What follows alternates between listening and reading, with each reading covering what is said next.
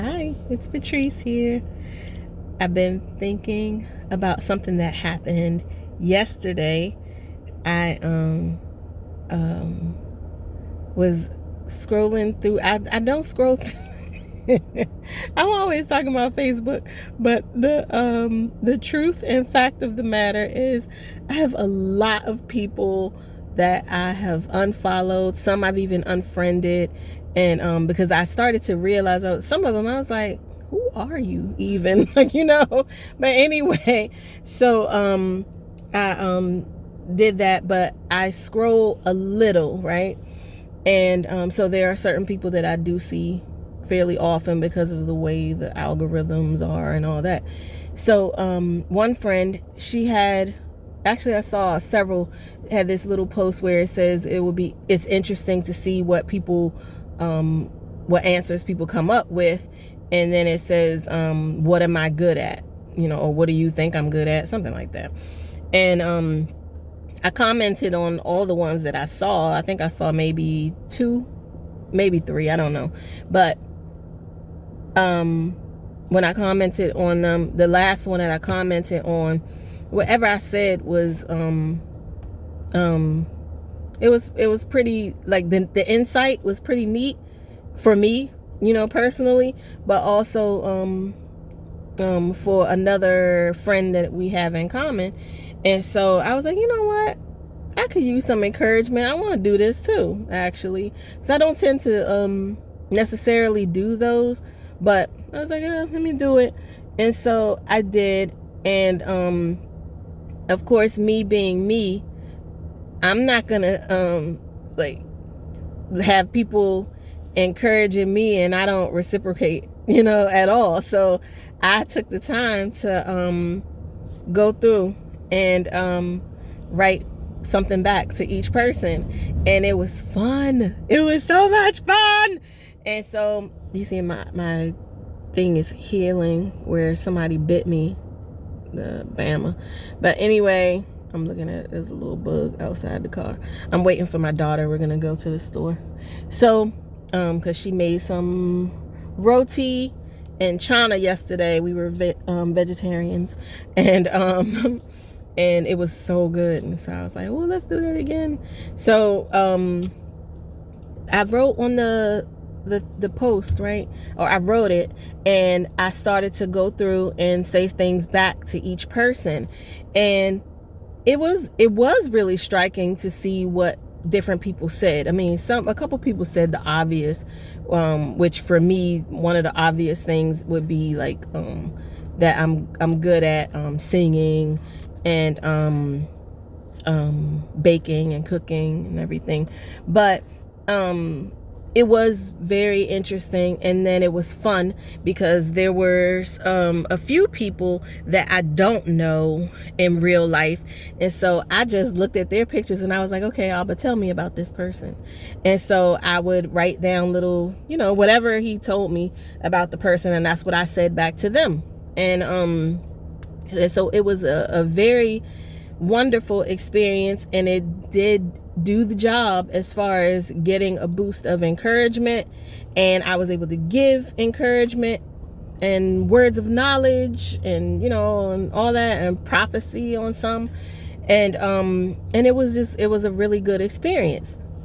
After one of the rounds, because I had to sit down several times, because this is well over like 70 something people at this point, or at that point it was well over like 70 people that commented. So and I'm going through each one, commenting back. And so after one of those rounds of me sitting and doing some, it was so crazy. I heard my mother's voice loud and clear. And she said, and the thing is, she has said this many times in my life before, so it wasn't just one of those inner critic experiences. She said, my daughter's about to get in the car.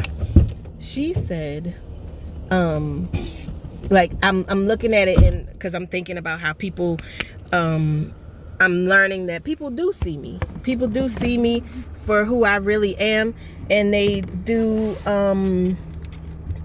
care and all. And what I heard, when I heard my mother's voice, she said, you always think somebody your damn friend. Them damn people don't care nothing about you. And I was just like, wow. And I was able to not take it in as I did in the past, but I just like sat there like, wow. And I was like, one, like, she's really jealous of that, because I am well loved and well liked everywhere I go. Like, I have like one of my aunts and my cousin that have come here, they could tell you, even like we go to the supermarket, like the people in the stores know me, you know, like it's just the way it is, you know. And I make friends like easily, you know. And but then I was like, actually, I'm not like under any kind of like delusion where I think everybody is automatically my friend and it's all rainbows and, you know, all that. I mean, hell, I was raised by a narcissist, okay? So I know better. But the fact is, a lot, and I only say a lot because I don't want to, you know, like be extreme and say all, but a lot of those people are my friends. And a lot of them really do care for me. And it's like, wow, you know. And so I'm just looking at I don't know, so many things now that I'm just seeing things a little different, from a little bit of a different angle. And it's quite it's amazing. And I have to tell my sister, I always, you know, say like my sister, two of my sisters, the only two I have left living on my from my dad's side, they came here, and one of them before, can you move your head back, baby? One of them said that this is my year to start to really see that people really do see me, and that people really do love me, and that there's nothing wrong with me, and that I'm easy to love, in fact. And it's so cool, because like even now, like as I'm saying this, I remember Mama Robin, she said to me, I said something, I was telling her all my business, because I have a few people in my life that I will share with, like everything, like, you know, in a big spurt or whatever, but and she's one of them. And so I was telling her whatever I was dealing with at the time, and then at the end, she, you know, she encouraged me and everything, and was telling me she's praying for me and all this stuff. And then I said thank you for loving me, because I recognize that she really does love me. And she was like, oh honey, that's the easy part. And I was like, really? Like, you know. And I don't say that in a like me, like self-depth. That's not me at all. But just like, wow, are you serious? Like, she been lying to me all this time, making me think I have to work so hard to, you know, like earn people's love. I gotta do this for them, I gotta do that for them, and I gotta like try to anticipate their needs before they even express them and press them, and you know, and it's all a load of crap.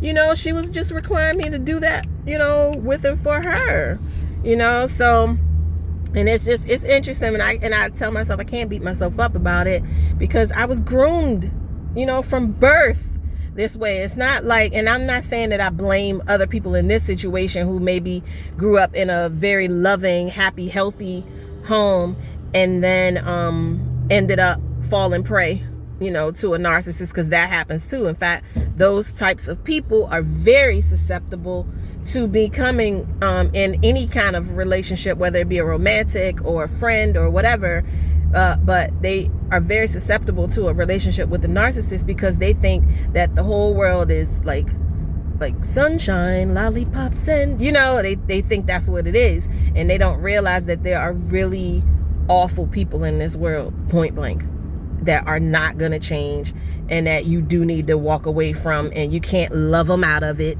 and it just don't work like that, you know. So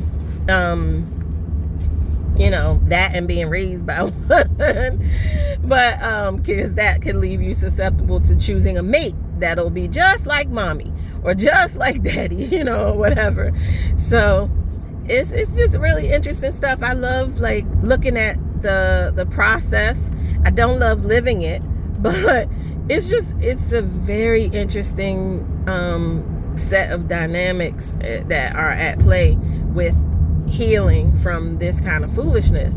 And I'm finding though that the more I learn about myself and I guess like people are saying now, like unpack it all, the more I'm seeing my strength, and the more I'm seeing like I am courageous as freak, like seriously. And I just love that about myself, because I'm learning, I don't like labels sometimes, right? But I'm learning that there's literally a name for like everything, and why wouldn't there be, right? But I mean, like I think about like the little plastic part on the shoelace, the aglet, like, you know, it's a trip. Has a name for everything. But anyway, and I learned that from Phineas and Ferb, the cartoon. So there's like you have your empath, and then there's another empath. The one that I identify, the kind of empath I identify with, is called the super empath. And I say that like that because I'm just like, really? Like, why are you so extra? You know, like why I gotta be extra? Like, but they are. I mean, and the thing is, the way I like reconcile that in my mind is to consider a spectrum, you know, for just about everything, you know? So, and in that way I can accept it. But the reason I brought that up is because with a lot of like literature on empaths and how an empath processes things and how they feel and all that, they sound wimpy as hell. And that ain't me. That is not me. I am nobody's victim. I am nobody's wimp. As soon as I catch wind that you're trying to like take me for bad, oh, I'm coming for you.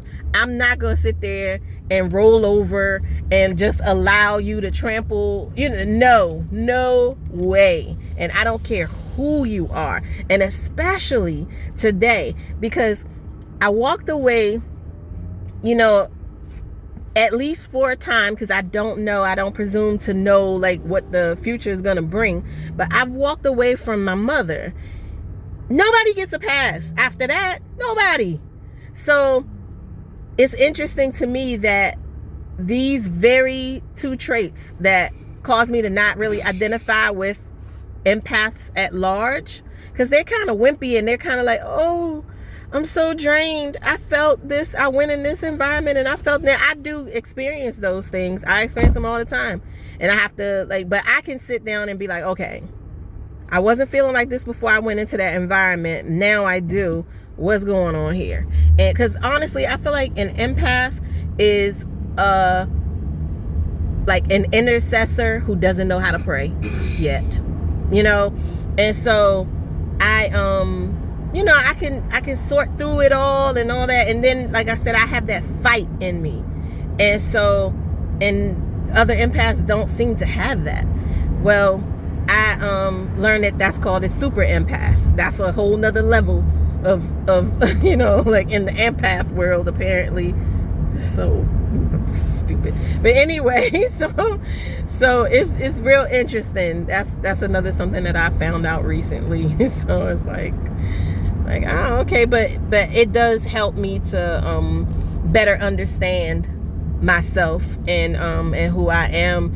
And it's interesting because there's a lot of like literature and people and all who will say like, you don't unmask a narcissist. You don't even try to tell them who they are or whatever. It won't go, you know, nicely, and you know, and all these different things. And I've not I mean, to a degree I have done that because I'm doing this, you know, but I don't know, like I'm not afraid, and I definitely feel like I'm being led by God to do what I'm doing. And so, oh, I don't have to do this. I could do this in the store. So I don't know. It's a very different path that I'm on, and I'm just content to follow God's lead and do whatever it is he wants me to do with all of it, because it's I didn't choose this, not at all. I didn't choose this path, but I'm grateful for it nonetheless. Very grateful. So with that, I will end this video, and I thank you as always for watching, and I pray that all is well with you and yours, and like, subscribe, all that good stuff, and I'll see you in the next video. Bye.